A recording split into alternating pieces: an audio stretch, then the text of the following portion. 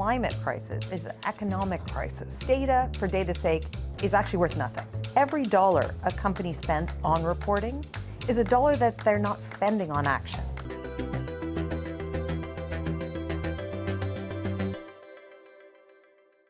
Welcome to The Big Question, the series from Euronews addressing some of the most important topics in business, including how to uncover the environmental impact of some of the world's biggest companies.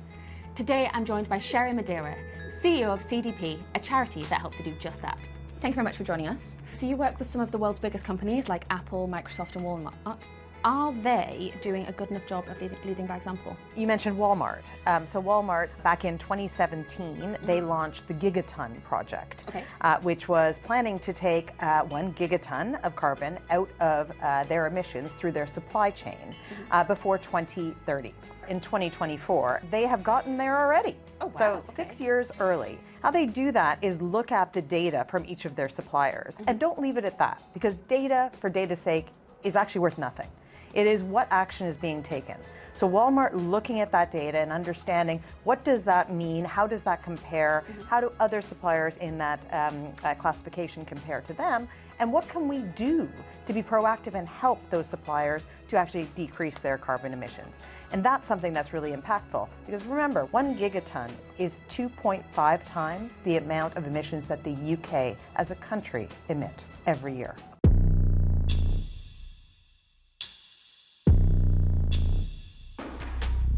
For anyone who maybe isn't familiar with CDP, can you just explain exactly what it is that you do and why it's important? CDP has been around for the last 24 years as being the world's global disclosure platform for climate and nature data. So we have 24,800 companies that report to us. That's over 2/3 of the world's market capitalization that report into CDP. So again, that data has all been accumulated over 24 years. We supply that data to investors. We have over 700 of the world's largest investors, representing $142 trillion worth of assets that are requesting this data through CDP. So you mentioned that investors are often asking for this data. Is that quite a big benefit for a company in terms of they're declaring their data, and maybe is it making them more appealing to investors? Yeah, increasingly I think that we're seeing that investors are including climate and nature and impact data in their decision making to allocate capital. But it's not just investors, right? We look at that as saying access to capital. So it might be public companies, even private equity are looking at this information. And that access to capital is important. But business efficiency and how your customer uses the data, how you use the data yourself in order to be able to meet your sustainability goals as a business, that business efficiency is also a driver.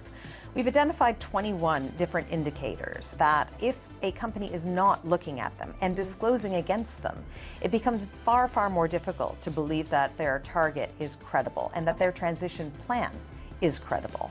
Sadly, the information there is that less than 1% of companies that disclose to CDP that they have a transition plan are credible transition plans. So there is a lot of work to be done there. Thinking about all this data that you're collecting, what else is it showing us from an economic perspective? So I think that it's showing us both risk and opportunity. You know, we're seeing sort of on the opportunity side, if we get this right, GDP should be increasing by 7% by 2030. There's also the downside if we get it wrong. You know, some of those quotes are a 20% decrease in GDP over the course of the next 20 years in various parts of the world.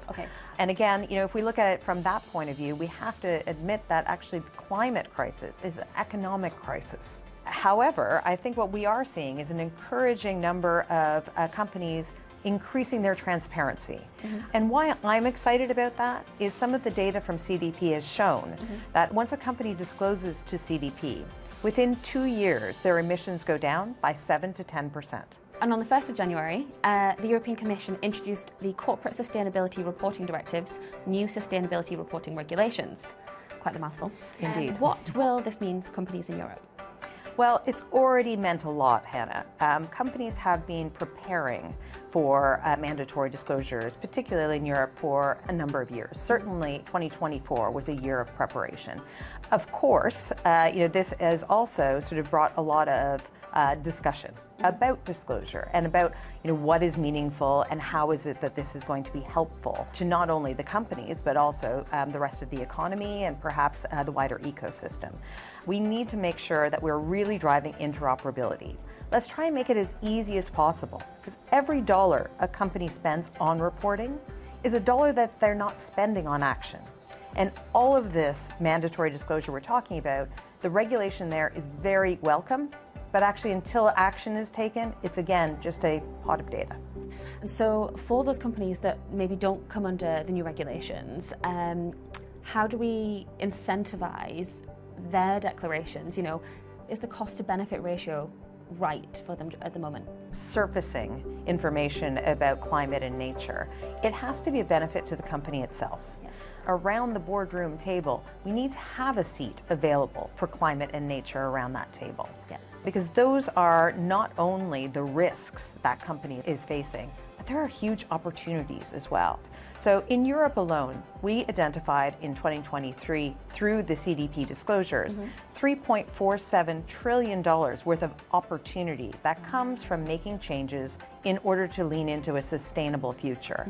And you might say, well, that's all great, but what would those opportunities cost for the same companies to be able to fulfill them? Well, Hannah, I'm pleased to say it's only $620 billion in relation to that 3.47 trillion. When you say, you know, this 3.47 trillion euro worth of opportunity, what do you mean? What does this look like in the real world? So depending on what type of business a company is, they would be looking at an R&D opportunity to change the product or the offering that they put into the marketplace in order to be more sustainable. Yeah. It could be packaging.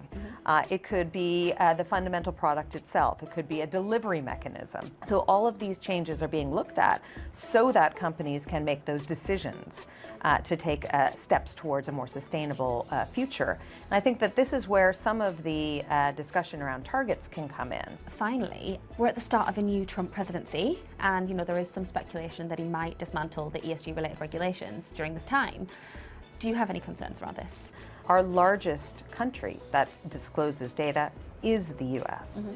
And it's really encouraging to see companies that are making choices independent of who is in the White House. Okay. However, there will be headwinds in this, certainly. We saw that in the first Trump presidency. And again, CDP has weathered through that and increased the data year on year. So it says to me that 86% of the S&P 500 that already disclosed to CDP and has been maintained year on year are looking at data disclosure as a business advantage. Thank you very much for your time today and for joining me on The Big Question. Thanks so much, Hannah. I appreciate it.